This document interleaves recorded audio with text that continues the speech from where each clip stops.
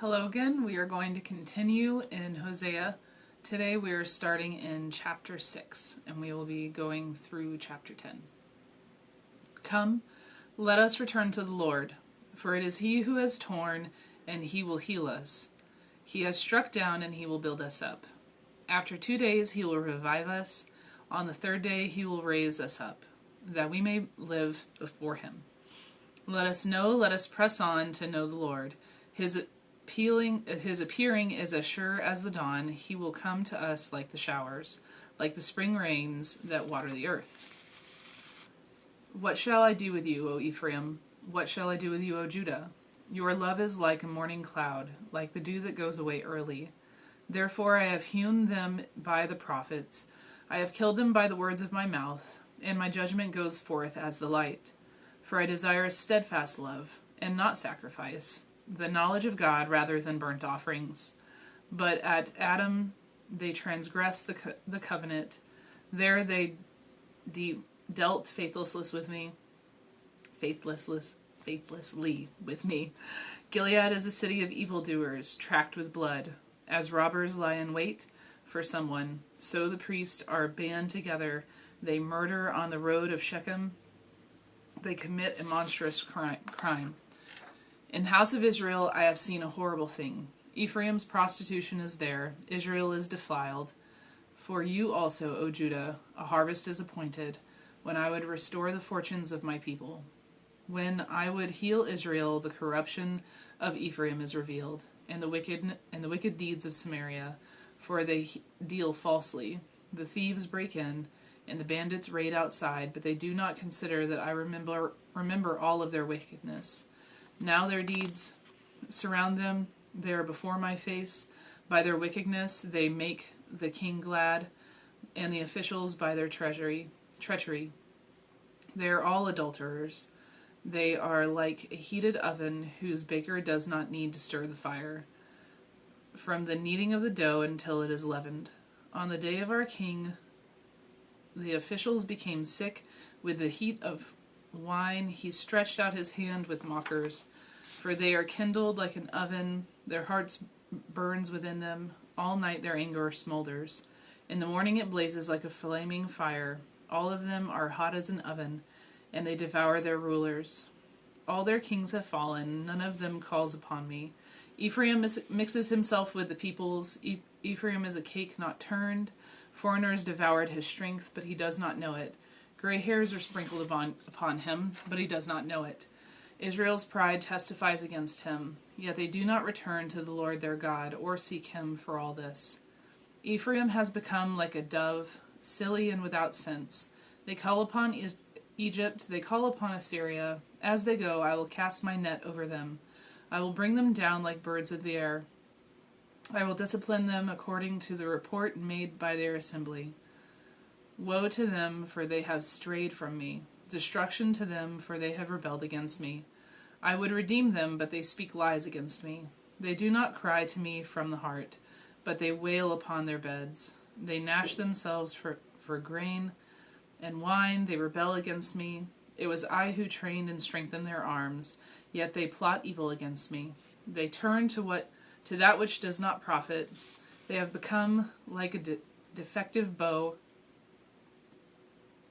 Their officials shall fall by the sword because of the rage of their tongue. So much of their babbling in the land of Egypt. Set the trumpet to your lips. One like a vulture is over the house of the Lord. Because they have broken my covenant, they transgressed my law. They cry to me, my God, we know you. Israel has spurned the good. The enemy shall pursue him.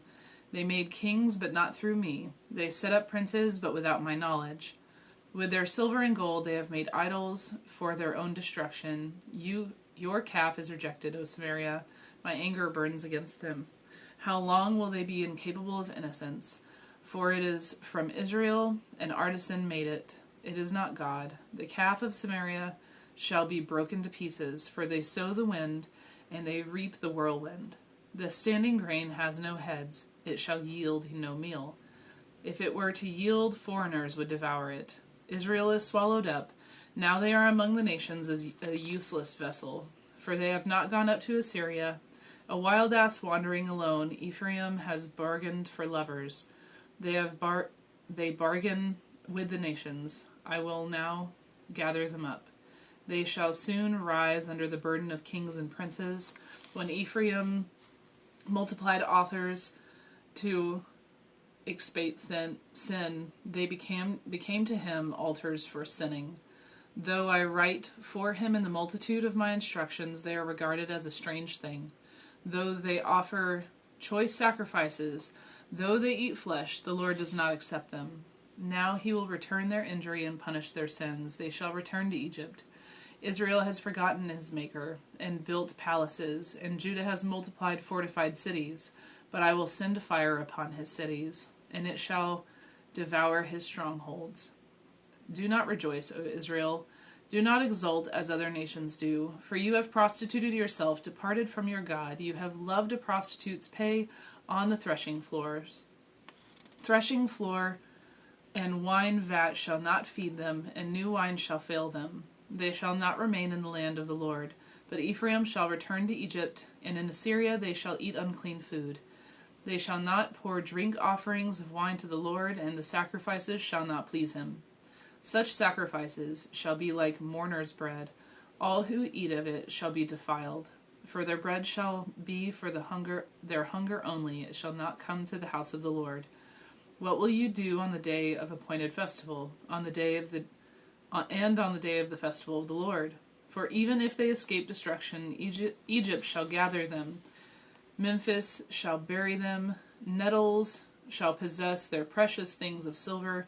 Thorns shall be in their tents. The days of punishment have come. The days of recompense have come. Israel will cry out, the prophet is a fool. The man of the spirit is mad. Because of your great iniquity, your hostility is great. The prophet is a sentinel for my God over Ephraim. Yet a hunter's snare is on all his ways, and hostility in the house of his God. They have deeply corrupted themselves, as in the days of Gibeah. He will remember their iniquity. He will punish their sins. Like grapes in the wilderness, I found Israel. Like the first fruit on the fig tree, it is in its first season. I saw your ancestors, but they came to Baal Peor and consecrated themselves to a thing of shame, and became detestable like the thing they loved. Ephraim's glory shall fly away like a bird. No birth, no pregnancy, no conception.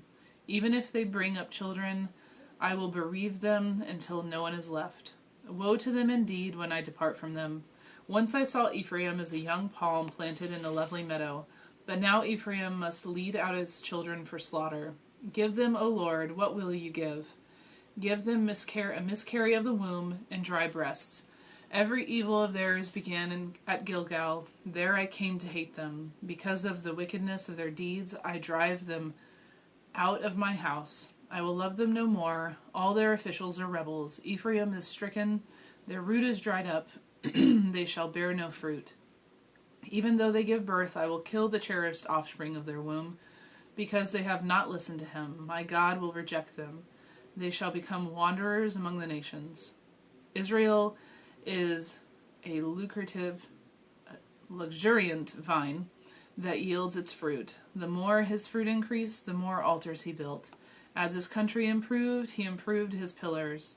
Their heart is false, now they must bear their guilt. The Lord will break down their altars and destroy their pillars.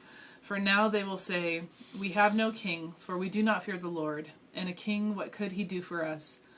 They utter mere words. With empty oaths they make covenants. So litigation springs up like poisonous weeds in the furrows of the field. The inhabitants of Samaria tremble for the calf of Bethaven. The people shall mourn for it, and its idolatrous priests shall wail over its glory that has departed from it. The thing itself shall be carried to Assyria as tribute to the great king. Ephraim shall be put to shame, and Israel shall be ashamed of his idol. Samaria's king shall perish, like a chip on the face of the waters. A high place of Avon, the sin of Israel, shall be destroyed.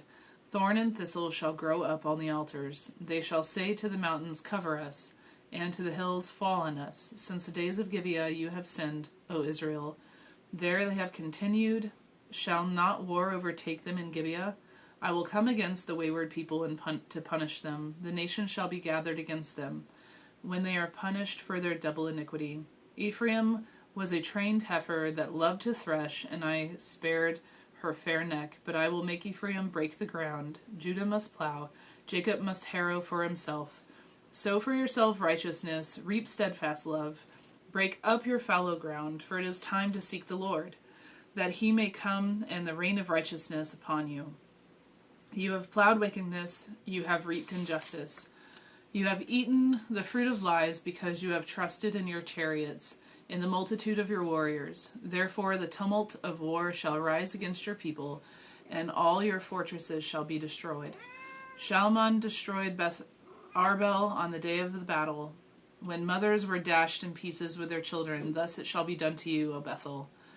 Because of your great wickedness, at dawn the king of Israel shall be utterly cut off. More strong words from Hosea. Our devotional today says, Hosea reminds us that religious actions alone are not enough, nor are pious hearts. We need both. We need hearts that are true and actions that are faithful to live life as God intends it. Tomorrow we'll be finishing Hosea, and then we'll go on to Joel. Have a great afternoon.